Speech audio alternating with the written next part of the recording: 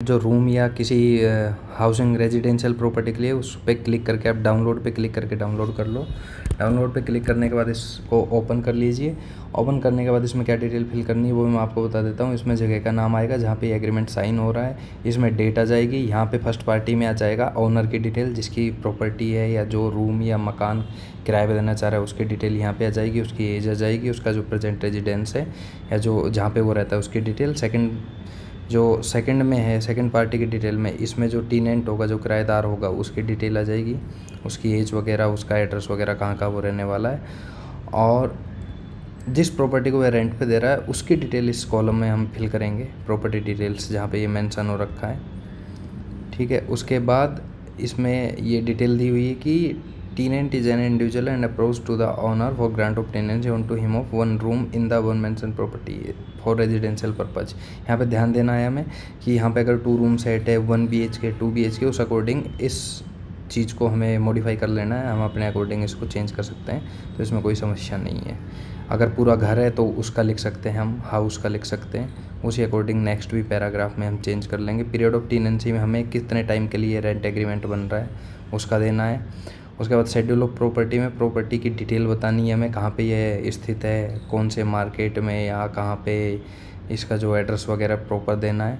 ठीक है, उसके बाद स्कोप ऑफ द एग्रीमेंट में क्या जो टर्म्स और कंडीशन होगी पूरे इस एग्रीमेंट की, जो कुछ स्पेसिफिक कंडीशन है जो मकान मालिक मेंशन करवाना चाहता है तो वो इसमें आप ऐड कर सकते हो। अगर कोई कंडीशन यहाँ भी जो रेडी मेड ड्राफ्ट है ये, इसमें अगर कोई कंडीशन पे एग्री नहीं है दोनों पार्टी तो उसको आप हटा भी सकते हो।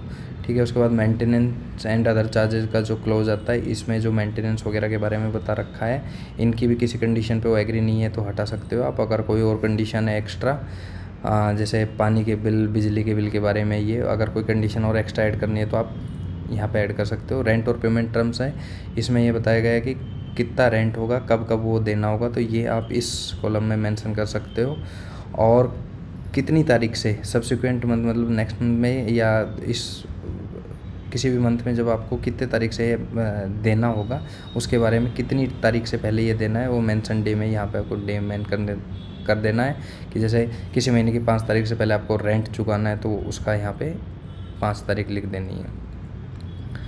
ठीक है, उसके बाद ये मेंटेनेंस चार्ज का है कि मेंटेनेंस चार्ज ईयरली या एनुअली, मंथली या जितना भी जो बनता है वो कितना देना होगा टेनेंट को, ऑनर को, वो उसके बारे में यहाँ पे लिखना है। इसके अलावा अगर सिक्योरिटी अमाउंट का कोई ऑप्शन है या कुछ ऐसा क्लोज रखना चाह रहे हैं दोनों पार्टियाँ, ऐसा कोई प्रोविज़न है तो सिक्योरिटी अमाउंट का यहाँ पे मेंशन कर दो कितना सिक्योरिटी अमाउंट जमा करा रहा है, अदरवाइज इस पैराग्राफ को आप हटा सकते हो। टर्मिनेशन का दे रखा है कि 30 दिन के नोटिस पे दोनों पार्टी ऑथोराइज है, कोई भी नोटिस देके ये खाली कर सकता है या मकान मालिक खाली करवा सकता है। उसके बाद ये है कौन से एक्ट के अंडर गवर्न होता है यह agreement, Rajasthan rent control act 2001 के अंडर, उसके बारे में बताया गया, ये स्टैंडर्ड क्लोज है। उसके बाद अगर कोई इस संबंध में कोई झगड़ा होता है तो फ्यूचर में किस कोर्ट में वो जाएंगे, उस डिस्ट्रिक्ट का नाम लिख दो जिस डिस्ट्रिक्ट में आप ये साइन कर रहे हो। उसके बाद यहाँ ऑनर का सिग्नेचर वगैरह आ जाएंगे और राइट साइड में इधर टेनेंट किया जाएगी, नीचे विटनेस वगैरह किया जाएंगे। तो ये डिटेल आपको इस एग्रीमेंट में भरनी है जो रेजिडेंशियल पर्पज़ के रूप में रूम राम कोई किराए पे देना और इस तरीके से ये काम में आएगा। Thank you.